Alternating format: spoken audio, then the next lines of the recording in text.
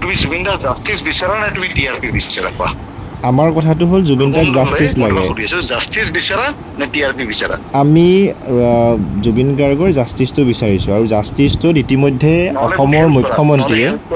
নহয় অসমৰ মুখ্যমন্ত্ৰীয়ে ইতিমধ্যে সিআইডি তদন্ত ঘোষণা কৰিছে আৰু সেই তদন্ত অনুসৰি আমি সব সাপোৰ্ট কৰি আছো কিন্তু শুনা তাৰমানে তদন্ত যেতিয়া হৈ থাকে তুমি মোক কিবা সুধিবা মই তোমাক কিবা কম মিডিয়াত ওলাব জুবিন দা জাষ্টিস নাপাব ন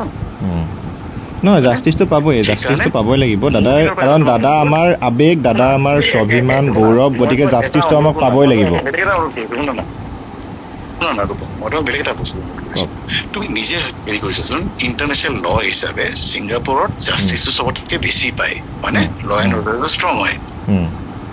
কিয় হয় যে যেতিয়া এটা ইনকুৱাৰী হৈ থাকে একো বস্তু মিডিয়াত আহিব নিদিয়ে যাতে কাৰোবাৰ ওপৰত যদি ইনকুৱাৰী হৈ আছে গম পাব নালাগে ন দাদা মোক আপুনি এটা কথা কওকচোন মই গম পালো মই লটো মই বুজি পালো মই আমাৰ ভাৰতীয় লটো বুজি পালো আপোনালোকৰ ছিংগাপুৰৰ লটো ধৰক আপুনি ভালদৰে বুজি পাব মই সেইটো ভালদৰে বুজি নাপাম আপুনি এটা কথা কওকচোন যে জুবিন দাই যেতিয়া পানীত সাঁতুৰি আছিলে তেখেতৰ লাইফ জেকেট নাছিলে তেখেতৰ গাত কিন্তু আপোনালোকে কেনেকৈ সাঁতুৰিব দিলে পানীত লাইফ জেকেট নিপিন্ধাকৈ আমি দেখিছোঁ যে বহুকেইগৰাকী কৈ আছে আপোনালোকৰ বহুকেইগৰাকী কৈছে যে আপুনি সাঁতুৰি যাওক আপোনালোকৰ আপুনি কৈছে নে নাই মই নাজানো কিন্তু আপোনালোকৰ মাজৰে এইটো মই কৈ আছো মিডিয়া স্পেকুলেশ্যনটোত বহুত খেলি মেলি হয় বেলেগ ওলাই আছে আৱাজ বেলেগ ওলাই আছে ভিডিঅ' কেইটাটো দাদা তাৰ পৰাই অহা তাৰ পৰা আপোনালোকৰ লগত থকা যিকেইগৰাকী লোক তাৰ মাজৰ দুই এগৰাকীয়ে ভিডিঅ' কেইটা পঠাইছে তেওঁলোকৰ মাজৰে পৰাই ভিডিঅ' কেইটা পঠাইছে তাৰমানে শুনা তোমালোকে যেতিয়া চাই আছা আৰু ইয়াতে যেতিয়া হেৰি চাই আছে সিহঁতে চাই আছে ন বুজি পাইছানে উত্তম তোমাৰ আৱাজটো আকৌ ক্ৰেক হৈ আছে মই তোমাক সেইটোৱে কৈ আছো যে তাৰমানে ইয়াতে যোনবোৰ চাই আছে একদম ফৰেঞ্চিক হিচাপে চাই আছে ন তাতে তোমালোকে এটা মিউজিক বাজি আছে বেলেগ পিনে দুটা মানুহ বেলেগকে কথা পাতি আছে সন্মুখত জুবিন দা বেলেগ পিনে আছে হয়নে চ' সেইবোৰ তাৰমানে তোমালোক ধৰি লোৱা মিডিয়াত হয় হয়নে ইহঁত ইনভেষ্টিগেটিং ইহঁতে বেছি ভালকে চাব হয়নে বেলেগৰ লগত মিলাই পেলাই কৈ আছে চাওক দাদা আপুনি এটা কথা আপুনি 1 মিনিট মোক সময় দিয়ক মই আপোনাৰ কথা কৈছোঁ আপুনি নিশ্চয় আমাৰ টেলিভিশ্যনত দেখিছে যে প্ৰায় আজি 1.5 লাখ মানুহ আজি তেওঁৰ অন্তিম যাত্ৰাত হৈছে আৰু যোৱা কেইদিন আপোনাৰ প্ৰায় 10-15 লাখ মানুহে তেওঁৰ ওচৰত অন্তিম শ্ৰদ্ধাঞ্জলি দিবলৈ আহিছে কাৰণ জুবিন দা আমাৰ আবেগ আছিল গৌৰৱ আছিল স্বাভিমান আছিল অসমৰ এক প্ৰকাৰ আত্মা আছিল কিন্তু আপোনালোকে তাত যেনেধৰণে জুবিন দাক আমি যিটো ভিডিঅ'ত দেখিছোঁ মই সেই অনুসৰি কৈছোঁ আপোনালোকে তাত যেনেধৰণে জুবিন দাক মই কৈছোঁ ভিডিঅ'বোৰ ভাঙি মেলি আছে সেইকাৰণে তাৰমানে ইনভেষ্টিগেশ্যনটো প্ৰপাৰ নহ'ব মই সেইকাৰণে কৈ আছো তোমাক চোৱা মিডিয়া কৰা আৰু পুলিচ ট্ৰেইনিং লৈ পেলাই মানুহবোৰে ইনভেষ্টিগেট কৰে মানুহখিনি ডিফাৰেণ্ট ন হয়নে সিহঁতে কি চাব লাগে অৰিজিনেল ভিডিঅ'টো কি হয় তুমি যোনটো পাইছা সেইটো বা কি হয় হয়নে সিহঁতে গোটেই চাব চ' আমি এতিয়া কিবা কোৱাটো আমাৰ নিষেধ আমি সেইকাৰণে তুমি মোক ফোন কৰিছা মই হ'লেও কৈ আছো তোমাক মই আইডেণ্টিটি মোৰ ৰিভিল হোৱাটো হেৰি একচুৱেলি শুদ্ধ নহয় তেনে বুজিছানে কাৰণ আমি তাৰমানে আমাৰ পিনৰ পৰা ইয়াতে চাইনিং হেৰি যে আমি ইহঁতক পুৰা হেল্প কৰিম আচলটো ওলাব লাগে জুবিন দাক ন্যায় লাগে নাই এতিয়া আপোনালোকে ছিংগাপুৰ আৰক্ষীক সহায় কৰিব ঠিকেই আছে এতিয়া অসম আৰক্ষীয়ে অসমৰ মুখ্যমন্ত্ৰীয়ে তদন্ত ঘোষণা কৰিছে CIDয়ে তদন্ত কৰিব CID তদন্তত আপোনালোকে সহযোগ কৰিব নে নকৰে অসমৰ আৰক্ষীক কিবা হয় কিন্তু শুনা মিডিয়াত আমি সহযোগ কৰিয়ে আছো শুনা না মিডিয়া ট্ৰায়েলটোতো বেলেগ ধৰণৰ হৈ গ'ল মানে তুমি কোনটো বা ভিডিঅ' দেখিছা চাউণ্ডটো বা কোনটো ভিডিঅ' লৈছা মই নাজানো ন মোক নুসুধিবা মানে দাদা আপুনি আৰু এটা কথা কওকচোন যে আপোনালোকৰ তাতে জুবিন দাৰ তাতে গৈ মৃত্যু সাৱটি ল'বলগীয়া হ'ল আছাম এছ'চিয়েশ্যনৰ যিখিনি মানুহ আছিলে আপোনালোকে কিয় খবৰ ল'বলৈ নাহিলে শেষ মুহূৰ্তত জুবিন দাৰ ওচৰলৈ আপোনালোকে কিয় নাহিলে জুবিন দাৰ অন্তিম যাত্ৰাত কিয় নাহিলে আপোনালোকে শুনা এইটোৱে ডিফাৰেঞ্চ হয় ন যে যদি এজন মানুহৰ লগত মই তোমাক বেলেগ এটা ক্ষেত্ৰত কৈছোঁ সেইকাৰণে তদন্তটো প্ৰপাৰ হোৱা আৰু ইমপ্ৰপাৰ হোৱা বুজি পাইছেনে যে যদি 5জন মানুহ তোমাৰ লগত আছিল আৰু ক'ব নাপায় আজি মোৰ লগত 5জন মানুহ আছিল মোৰ মৃত্যু হ'ল বাকী 5জন মানুহক এৰি দিব লাগে নে লগত তদন্ত হ'ব লাগে তুমি কোৱাচোন চাওক তদন্তটো হ'ব লাগিবই দোষীয়ে উচিত শাস্তি পাবই লাগিব নহ'লে হ'ব লাগিলে তোমাৰ হ'ব লাগিলে তদন্ত হৈ থাকোঁতে সেই মানুহকেইজন তাতে কেনেকৈ থাকিব না আপুনি চাওক শুনা না এইটো মিডিয়া ট্ৰায়েল নকৰিবা শুনা তুমি এতিয়া মোক কেনেকৈ নম্বৰটো পাইছা কি পাইছা নাজানো মই নম্বৰটো ধৰিছোঁ বাৰু আমি জুবিনদাৰ জাষ্টিছটো লওঁ একেলগে এতিয়া এটা কথা কওকচোন সিদ্ধাৰ্থ শৰ্মা ক'ত আছে না মই তোমাক আকৌ কৈ আছোঁ যদি সহায় কৰিব বিচাৰিছে তেতিয়াহ'লে একদম একো বেলেগে গম নোপোৱাকৈ জাষ্টিছটো হ'ব দিয়া তদন্তটো হ'ব দিয়া কাৰণ এইবোৰ তাৰমানে ইয়াতে যোন দেশত আছে সেই দেশৰ ৰুল হয় ন ইয়াতে আমি শ্বেয়াৰ আমি কি ক'ব মন নাই যি দেশৰ আছিলে সেই দেশৰ ৰুল হয় সেই দেশৰ ৰুল হয় কিন্তু আমি আমাৰ জুবিন দাক হেৰাইছো অসমবাসী আমাৰ জুবিন দাক হেৰাইছে কিন্তু প্ৰথম কথা হ'ল জুবিন দা শুনা আমি হেৰাইছো মই অসমীয়া হয় শুনা তুমি মোতকৈ বেছি অসমীয়া নহয় বুজি পাইছা তুমি মোতকৈ বেছি অসমীয়া নহয় বুজি পাইছানে কিন্তু আপুনি মই সিমানে অসমীয়া ঠিক আছে মই যিমান অসমীয়া আপুনিও সিমানে অসমীয়া কিন্তু সিমানে অসমীয়া আমি সকলো একেই অসমীয়া কিন্তু কথাটো হ'ল জুবিন দাই কিন্তু আমাৰ অসমত থাকি তেওঁৰ শেষ সময়খিনি অসমত থাকিব নাপালে ছিংগাপুৰত আপোনালোকৰ লগত গৈয়ে তেওঁ তাত মৃত্যু সাৱটি ল'বলগীয়া হ'ল সেই ইনচিডেণ্টটো আপোনালোকে জানিব কেনেকৈ মৃত্যু হ'ল আপুনি এতিয়াও কথাখিনি স্পষ্টকৈ কোৱা নাই আপুনি কৈছে যে তদন্তৰ খাতিৰত এই কথাখিনি কোৱা নাই ন্যায় লাগে সেইটো বুজিছোঁ যদি তদন্ত হৈ আছে তুমি তদন্তটো জুবিন দাক জাষ্টিছ লাগে নে TRP লাগে মই আকৌ সুধি আছো মই ৰেকৰ্ড কৰিছো কিন্তু মই তোমাক একেলগে ৰূপম সুধি আছো TRP লাগে নে জুবিন দাক জাষ্টিছ লাগে আমাক TRP কথা নহয় আমাৰ কথাটো হ'ল জাষ্টিছো লাগে আমিতো জুবিন দাক ঘূৰাই নাপাওঁ গতিকে জুবিন দাক জাষ্টিছো আমি দিব লাগিব অসমত কি কি তদন্ত হৈছে এতিয়ালৈকে অসমত তদন্ত মুখ্যমন্ত্ৰীয়ে ইতিমধ্যে আৰম্ভ কৰিছে CIDক অৰ্পণ কৰা হৈছে CIDয়ে তদন্ত ইতিমধ্যে আগবঢ়াই লৈ গৈছে দ্বিতীয় কিন্তু আটাইতকৈ আশ্চৰ্যজনক কথাটো হ'ল আসাম এছ'চিয়েশ্যনৰ যিখিনি মানুহৰ লগত জুবিন দাই তাত গৈ তেখেতে শেষ নিশ্বাস ত্যাগ কৰিলে আপোনালোক এজনো কিয় নাহিলে আপোনালোক আহিব লাগিছিলে আহি জুবিন দাক তদন্তত সহায় কৰিব লাগিছিলে কাৰণ আমি হেৰুৱাইছোঁ অসমবাসী হেৰুৱাইছোঁ তদন্তই সহায় কৰিছোঁ সেইটোৱে ডিফাৰেঞ্চ হয় তাৰমানে তুমি ভাবিছা বা এখন সমাজ থাকে মিডিয়াৰ পৰা ষ্টাৰ্ট হয় কোৰ্টত শেষ হয় এখন সমাজ থাকে কোৰ্টৰ পৰা ষ্টাৰ্ট হয় মিডিয়াত শেষ হয় তোমাক কোনখন সমাজ লাগে কোৱা চাওক আমাক দুখনে সমাজ লাগে নাকাটিবা তুমি আমাৰ অসমক সোধা নাকাটিবা এখন সমাজ থাকে মিডিয়াৰ পৰা আৰম্ভ হয় কোৰ্টত শেষ হয় এখন সমাজ থাকে কোৰ্টৰ পৰা আৰম্ভ হয় মিডিয়াত শেষ হয় জুবিন দাই কোনখন সমাজ বিচাৰিছিল জুবিন দাই কেতিয়াও তেনেকুৱা ধৰণৰ বিচৰা নাছিল জুবিন দাই সদায় ন্যায় বিচাৰিছিল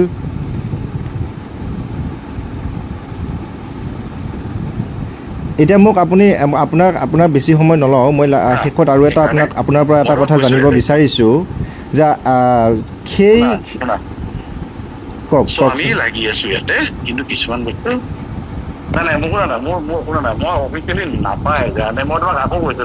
ঠিক আছে দাদা হ'ব ধন্যবাদ আপোনাক বহুত ধন্যবাদ জ্ঞাপন কৰিছোঁ এইখিনি সময় দিয়াৰ কাৰণে কিন্তু আটাইতকৈ ভাল লাগিলেহেঁতেন হয় গম পাইছোঁ কিন্তু আপুনি আটাইতকৈ ভাল লাগিলেহেঁতেন যদি আপোনালোক যদি আহিলেহেঁতেন তেতিয়াহ'লে আমি সুখী হ'লোহেঁতেন অসমবাসী সুখী হ'লহেঁতেন যদি আপোনালোক আহি আসাম এছ'চিয়েশ্যনৰ যিখিনি মানুহ তাত আছিল আপোনালোকে আহি পেলাই যদি জুবিন দাৰ ন্যায়ৰ ক্ষেত্ৰত CIDক সহায় কৰিলেহেঁতেন বা শেষ অন্তিম যাত্ৰাত জুবিন দাৰ শেষকৃত্য সম্পন্ন কৰাত যদি আপোনালোকে সহায় কৰিলেহেঁতেন তুমি সেইবোৰ তাৰমানে তোমাৰ মিডিয়া ট্ৰায়েলত গৈ আছা মই তোমাক আকৌ কৈ আছো যে যেতিয়া ট্ৰায়েল এটা হৈ থাকে মানুহজন ঢুকাইছে তুমি মানুহজনক লৈ গ'ল আমাক যাবই যদি নিদিয়ে আমি কেনেকৈ যাম কোৱা ঠিক আছে হ'ব ধন্যবাদ মই আপোনাক যোগাযোগ কৰিম আকৌ আপুনি যদি তুমি শুনিলো নহয় শুনা তুমি ৰেকৰ্ডিঙৰ কাৰণে কোৱা নাই ৰূপন মই যে হিউমেন কৈছোঁ দে ৰূপন শুনা না মই যে হিউমেন কৈ আছোঁ যে জুবিন দা আমাৰ পৰা লৈ গ'ল আমাক আমিতো জীয়াই যি হ'ল মানে লাগি মেলি আমি একো বেকগ্ৰাউণ্ডো নাজানো হেৰি নাজানো জুবিন দাক জীৱিত হিচাপত আমি যেনেকৈ লাগিছোঁ আমি কোৱাও নাই মই কি কৰিছোঁ নাই কৰা মই তো হিউমেন হিচাপে কৈছোঁ দে এইবোৰ মানে তুমি ৰেকৰ্ডিং নকৰিলে ভাল পাম কাৰণ তোমাক মই এটা নৰ্মেল জুবিন দাৰ মানে এটা ফেন হিচাপে বা হেৰি হিচাপে কৈ আছোঁ আমি গোটেইখিনি লাগি দিলোঁ আমাক যাব নিদিয়ে নহয় ইয়াতে ৰুল ৰেগুলেশ্যনটো বেলেগ হয় ৰকম ঠিক আছে আমি তাৰমানে এটা জেগা যেতিয়া আছে এতিয়া জুবিন দাক লৈ গ'ল হস্পিটেলত আমাক এৰি দিয়া নাই ন বুজি পাইছানে চব এইবোৰ বস্তু ৰুল ৰেগুলেশ্যন এতিয়া বহুত ষ্ট্ৰং হয় আৰু আমি একো ষ্টেটমেণ্ট দিব নোৱাৰোঁ আজিলৈকে একো ষ্টেটমেণ্ট দিব সেইকাৰণে যদি আমাৰ নাম ৰিভিল নকৰা হেৰি নকৰা এলাউড নহয় জানে ইয়াতে আগতে তদন্ত হয় তাৰপিছত মিডিয়া হয় এতিয়া মই গম পাইছো একদম লাগি আছো গম পাইছো মই এতিয়া আপোনাৰ পৰা যদি আপুনি ক'ব পাৰে মোক এই কথাটো কওক যে জুবিন দা সেইদিনা কেনেকৈ ঢুকালে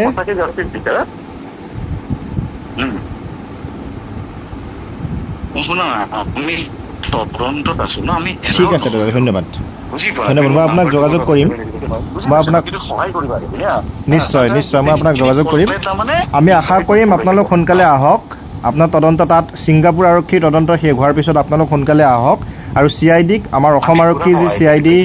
যিখিনি তদন্ত কৰিব তাত আপোনালোকে সহায় কৰক আমি সেইটোৱে বিচাৰিম ধন্যবাদ দাদা আমিতো পুৰা জুবিনদা জাষ্টিছত আমি লাগি আছো কিন্তু গম পাইছা না তুমি আমি মিডিয়াৰ আগত আহিব নোৱাৰো এতিয়া সেইকাৰণে তুমি জানে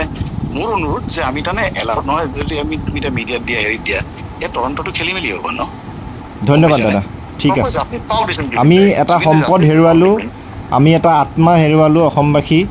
আপোনালোক তাতে আছে আপুনিও অসমীয়া আপুনিও হেৰুৱাইছে কিন্তু আমি আশা কৰিম ন্যায় পাব লাগিব জুবিন দাই ন্যায় পাব লাগিব আমি সেয়া আশা কৰিম মই আজি এগৰাকী সাংবাদিক হিচাপে আপোনালোকৰ কথাটো পতা নাই এগৰাকী জুবিন দাৰ অনুৰাগী বা জুবিন দাক ভাল পোৱা মানুহ হিচাপে মনে প্ৰাণে ভাল পোৱা মানুহ হিচাপে আপোনালোকৰ কথাখিনি পাতিছো মই তোমালোকে বেলেগ লাগিছে নেকি আমি লাগি আছো কাৰণে পুৰা লাগি আছো যি লাগিবলৈ পুৰা লাগিম কিন্তু বস্তুটো আমি এতিয়া চব দেশৰ বেলেগ ৰুল থাকে ন ৰূপম বুজি পাইছে নে সেইকাৰণে এনেকে নহয় তাৰমানে ঠিক আছে দাদা দিয়ক মই আপোনাক ফোন কৰিম কথা পাতিম দিয়ক সেইকাৰণে মানে বস্তুখিনি কিন্তু মই আকৌ কৈ আছো তাৰমানে কি হয় জানা তুমি কিবা ৰিলিজ কৰিবা কিবা কৰিবা তদন্তটো খেলি মেলি হ'ব ন তুমি সঁচাকে জুবিন দাক ভাল পোৱা তাৰমানে বস্তুখিনি ইয়াতে যি হৈ আছে হ'ব দিয়া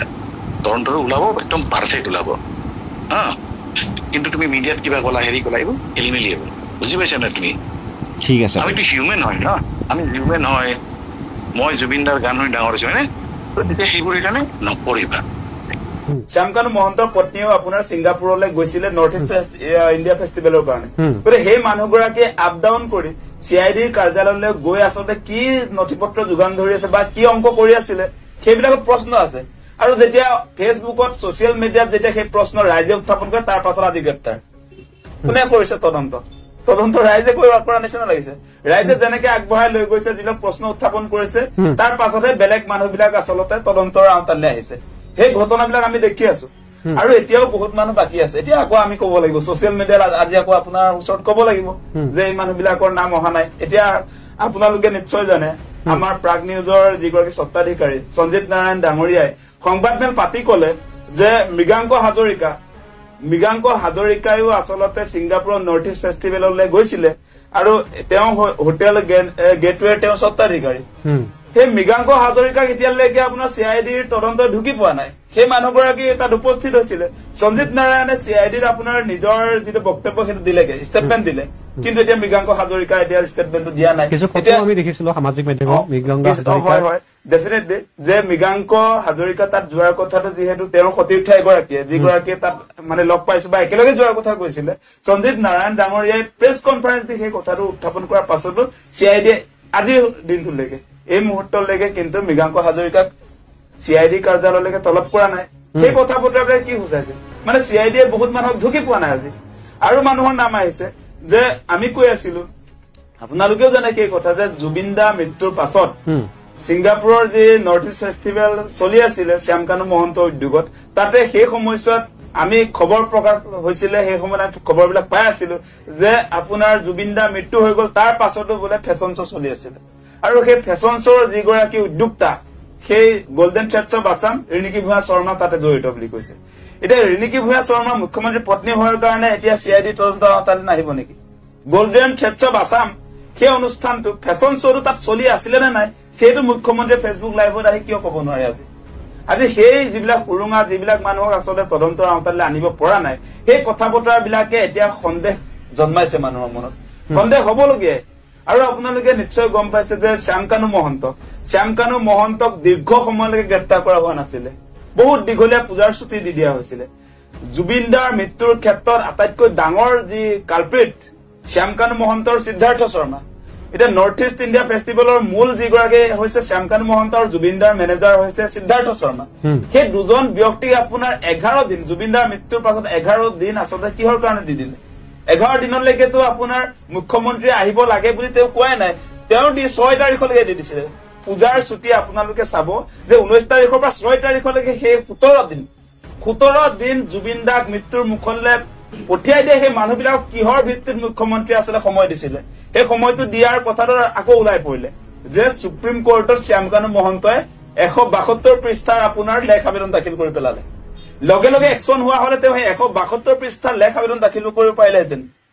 আপোনালোকে ৰেকৰ্ডিংটোৰ পৰা বহুখিনি কথাই গম পাইছে ৰূপকমল আচলতে জুবিনদাৰ সৈতে একেলগতে ছিংগাপুৰত সাঁতুৰিছিল হয় একেলগতে থকা ব্যক্তিজনৰ লগত আমাৰ সাংবাদিক ৰূপম দাই কথা পাতিলে